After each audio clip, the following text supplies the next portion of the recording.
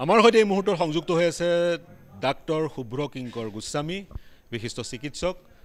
শুভ্ৰ কিংকৰ গোস্বামী আৰম্ভণিৰ পৰা সৰব হৈ আছিল বিশেষকৈ জুবিন গাৰ্গৰ তদন্ত বিচাৰি আৰু শেহতীয়াকৈ মুন্না প্ৰসাদ গুপ্তা এছআইটিৰ মুৰব্বী মুন্না প্ৰসাদ গুপ্তাই শুভ্ৰ কিংকৰ গোস্বামীক কাইলৈ এছআইটিৰ চিআইডিৰ কাৰ্যালয়লৈ মাতিছে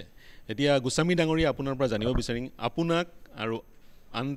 12জনকো মাতিছে কিন্তু আপোনাক স্পেচিফিকেলি মুন্না প্ৰসাদ গুপ্তাই কিয় মাতিছে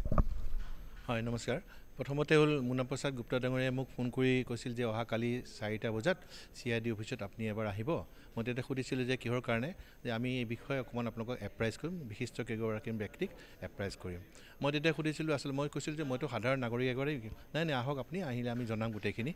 তেতিয়া মই খালি তেখেতক কৈছিলোঁ যে অহাকালি বাৰু তাতে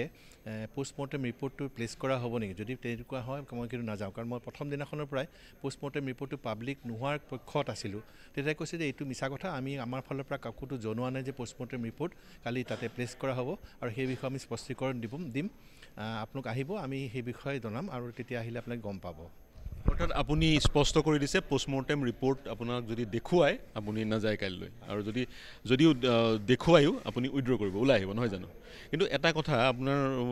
আপুনি পোষ্টমৰ্টেম দ্বিতীয়টো পোষ্টমৰ্টেম হ'ব লাগে বুলি সামাজিক মাধ্যমৰ যোগেদি প্ৰথমটো দাবী চাগে আপুনি উত্থাপন কৰিছিল আৰু তাৰপিছত আন সকল চিকিৎসক বা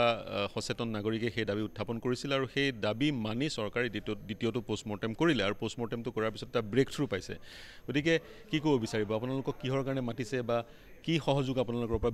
বিচাৰিব বুলি ভাবে বা কি সহযোগ এই জ্যেষ্ঠ চিকিৎসক এগৰাকীয়ে বুদ্ধিজীৱী এগৰাকী আৰু সাংবাদিকে দিব পাৰিব বুলি ভাবে মই নিজে আসলতে এই বিষয়ে একেবাৰে সম্পূৰ্ণ অস্পষ্ট হৈ আছোঁ যে আমাৰ পৰা কি সহযোগ বিচাৰিব বা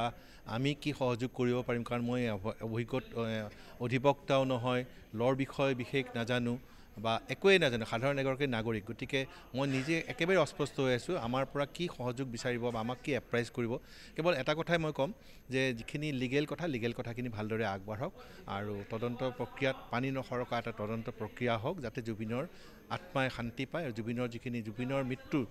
যিটো মৃত্যু সেই মৃত্যুৰ লগত জড়িত যিকোনো ব্যক্তিয়ে যাতে কোনো পধ্যে যাতে শাস্তিৰ পৰা সাৰি নাযায় দোষী সাব্যস্ত হোৱাৰ পথ প্ৰশস্ত হওক শেষৰটো প্ৰশ্ন কেনেদৰে আপুনি জুবিন গাৰ্গক ৰোমন্থন কৰে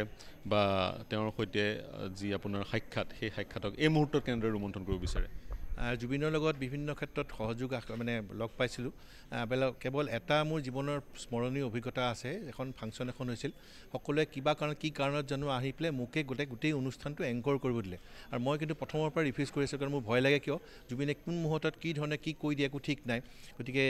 তেওঁক লৈ পেলাই এখন ফাংচন এখন এংকৰ কৰিব লগা হৈছিল আৰু তেতিয়া কি হৈছিল জুবিনক সেই যেতিয়া সম্বৰ্ধনা যেতিয়া খুব চবে আহি গামোচা পিন্ধাই ফটো উঠাই এটা সময়ত জুবিন অকণমান ইৰিটেটেড হৈ গৈছিল মই কেৱল তেওঁৰ মাইক্ৰফোনটো লৈ চাই আছোঁ কেতিয়া তেওঁ কি কয় কি নকয় কিজানি সঁচকৈ কিবা এটা কৈ দিয়ে কিন্তু মোৰ সৌভাগ্য যে সেই ফাংচনখন জুবিনে ইমান সুন্দৰকৈ কৰিছিল যিটো নেকি অকল্পনীয় কোনো ধৰণৰ বিশৃংখল হোৱা নাই আৰু জুবিনে একদম নিজৰ মনৰ মতে 2 ঘণ্টামান সময় গান গাইছিল মোৰ জীৱনৰ সেইখন কিজানি অন্যতম স্মৰণীয় ফাংচন স্মৰণীয় মুহূৰ্ত গতিকে এটা কথা আপুনি স্পষ্ট কৰিছে পোষ্টমৰ্টেম ৰিপৰ্টটো আপুনি চাব বিচৰা নাই তদন্তকাৰী সংস্থাই পোষ্টমৰ্টেম ৰিপৰ্টটো ব্যৱহাৰ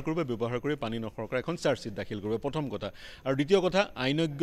উপস্থিত থাকিলে ভাল কাৰণ গোটেই বিষয়টো আইনজ্ঞ নহলে ফৰেনচিক মেডিচিনৰ বিশেষজ্ঞ নহলে টক্সিকোলজিষ্ট নহয় জানো টক্সিকোলজিষ্ট আৰু তাৰ সমান্তৰালকৈ আনেক আইনজ্ঞসকলে ক'ব খোজে আনেক কথা ক'ব খোজে এই গোটেই প্ৰক্ৰিয়াটোৱে অভিযুক্তৰ অধিবক্তাক তেওঁলোকক দোষমুক্ত কৰাৰ পথ প্ৰশস্ত কৰিব নেকি এনেধৰণৰ প্ৰশ্ন উত্থাপিত হৈছে কাৰণ অভূতপূৰ্ব তদন্তৰ মাজত এনেধৰণৰ কেইজনমান সিলেক্টেড লোকক নিৰ্দিষ্ট লোকক তদন্তকাৰী সংস্থাই মাতি নিয়ে আৰু কেছটো অৱগত কৰাৰ গোটেই বিষয়টো অভূতপূৰ্ব কিন্তু মন কৰিব কিন্তু এটা কথা মই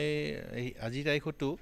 যিগৰাকী ব্যক্তিক দায়িত্ব দিছে বিশেষকৈ তেওঁৰ নেতৃত্বতে গোটেই তদন্ত কমিটি এটা গঠন কৰা হৈছে তেওঁলোকৰ যথেষ্ট অভিজ্ঞতা আছে তেওঁলোকে আইনী দিশবিলাক নিশ্চয় চাইছে হঠাতে ইম্পালচিভ ডিচিশ্যন নিশ্চয় লোৱা নাই গতিকে আইনী দিশ সিখিনি লৈ তাৰ মাজতে যিখিনি আইনী